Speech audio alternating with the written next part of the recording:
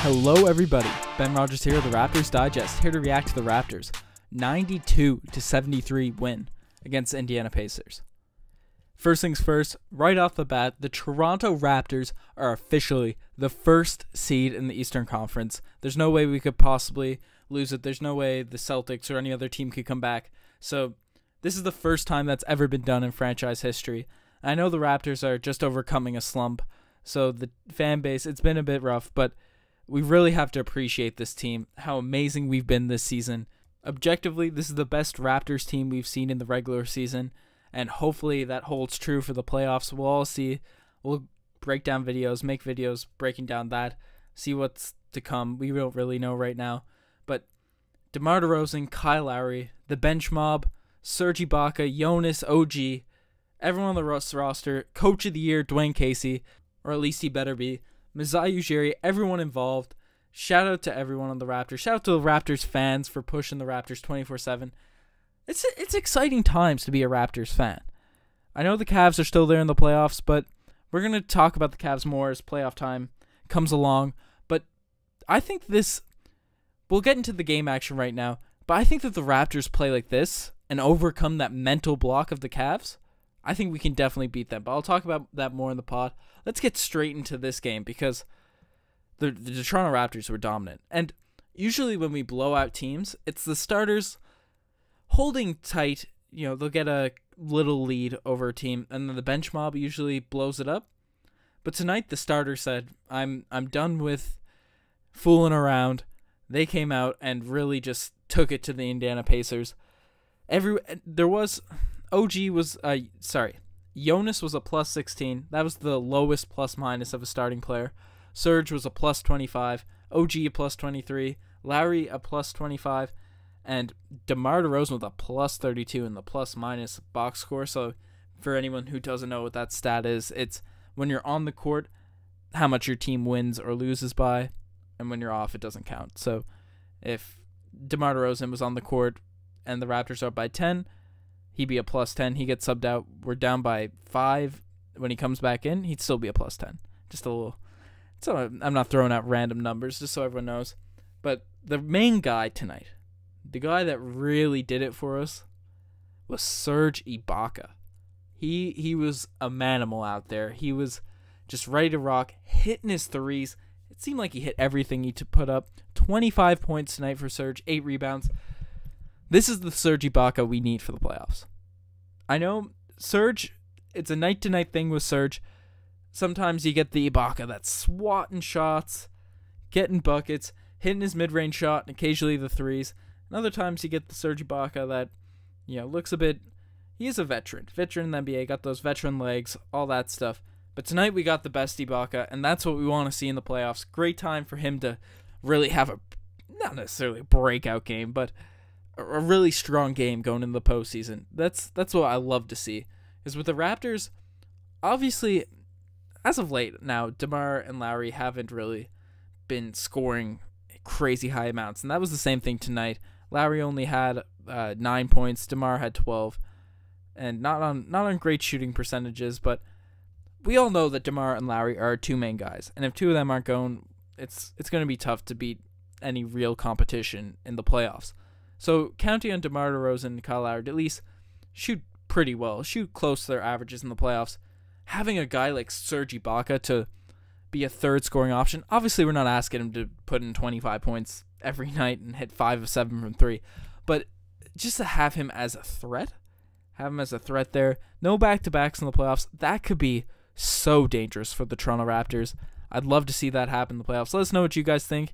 You think we're going to get Indiana Pacers versus Indiana Pacers Serge Ibaka in the playoffs, or more of the inconsistent Serge? Let us know. Just let me know in the comment section. But I think if we have Serge Ibaka playing at this rate, the East is very obtainable. Now, obviously, that'll be a thing to be seen. All right, we're going to talk more about the playoffs. Let's keep with this game. Kyle Lowry, I mentioned it. DeMar DeRozan didn't have the best shooting nights, but they made plays. That's the thing. We said it. I know I missed the last podcast. Obviously, Riker's not here today, but I said it was really disappointing against the Cavs when Kyle Lowry, he wasn't hitting his shots, but then he wasn't doing any of the other Kyle Lowry things. Now, I know tonight was an off night for Kyle. He did hit 3 threes, but 3 for 8. Didn't hit anything else. But he had 9 assists, a few turnovers in there, but 5 rebounds. He just looks a bit more like himself the past couple games. I don't know, maybe it's just a feel thing, but obviously we want to see Kyle hitting more shots, and that's what we'll need in the playoffs, but it's good to see him, if he's not hitting shots, he's still capable of doing the other things. And same thing with DeMar DeRozan. 12 points for DeMar tonight, but 8 assists. So, if the Pacers are taking things away from DeMar and Kyle, leave it be, because they can make plays for other people. And that's what we want, because that's what teams do to DeMar and Kyle in the playoffs. And then they get a bad rep because they pass it to DeMar Carroll and Patrick Patterson, and they don't do anything. But this season, we got the bench mob, we got Serge. Just hope everyone performs. I mentioned the bench mob. We'll talk about those guys. The guy that I really want to talk about tonight, he was slumping as of late. The last time I potted, he got the DeMar Carroll Gold Star. But the last couple games, he's really bounced back. Jakob Poeltl, 10 points, 5 rebounds tonight. Really came out early in his early minutes and really just took it to the Indiana Pacers. Getting the ball inside, didn't miss a shot. He was so tight around the rim, finishing. It's a great sight to be seen.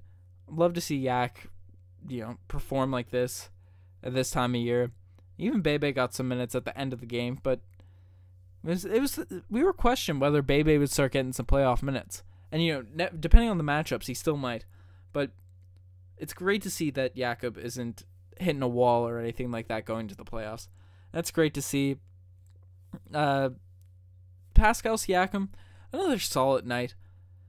3 for 8 from just a classic Pascal night. Nothing too crazy, nothing too wild. Running the floor, making big plays. We'll talk more about Pascal in the play of the day, but just gave you classic Siakam things. But one guy the final player I want to talk about, actually second, I'll talk about DeLon Wright. I want to see him hit a couple more threes. He went 1 for 5 from 3 tonight, but still he had that great game last one against the Celtics. And that kind of fed into this one. Just the way his confidence, the way he's playing. We want a confident DeLon Wright going into the playoffs. I know I keep talking about the playoffs, so it's so close. I'm amped up. Raptors just got a 19-point win. Felt like a 40-point blowout. Just exciting. I'm excited as a Raptors fan again. We hit a bit of a lull there, losing to the Cavs. It was hurt me in my soul. But I'm confident again. Because this is the team that I thought the Raptors would be. That we've shown the past 2 games.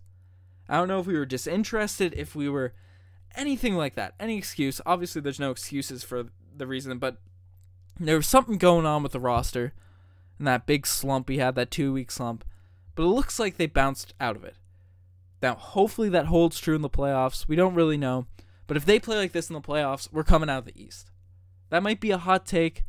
I know everyone's down on our team, but no one really watches our team like our fans. I want to know what you guys think about that. This is just exciting times. I want the Raptors fans excited. This is our year.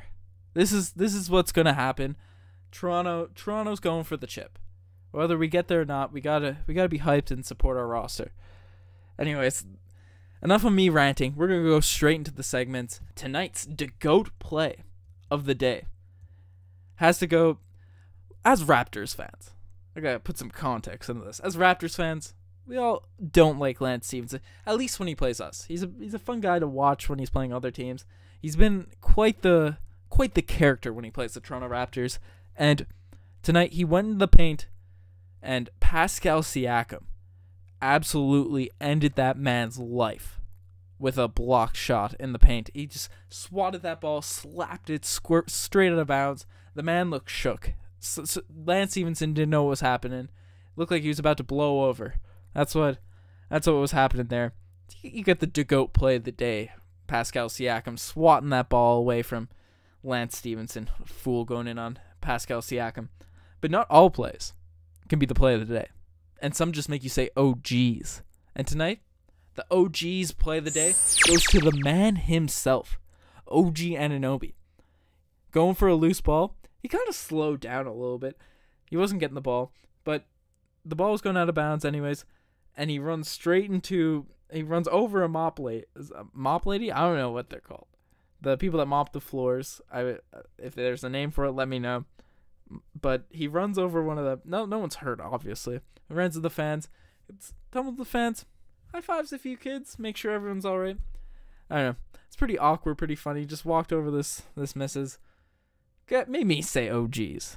Watching that as a Raptors fan. You know, if OGs makes you say OGs, gotta be the OGs play of the game. So, that's that. And finally, the infamous, dubious Damari Carroll Gold Star Award. Tonight, it goes to, unfortunately, CJ Miles.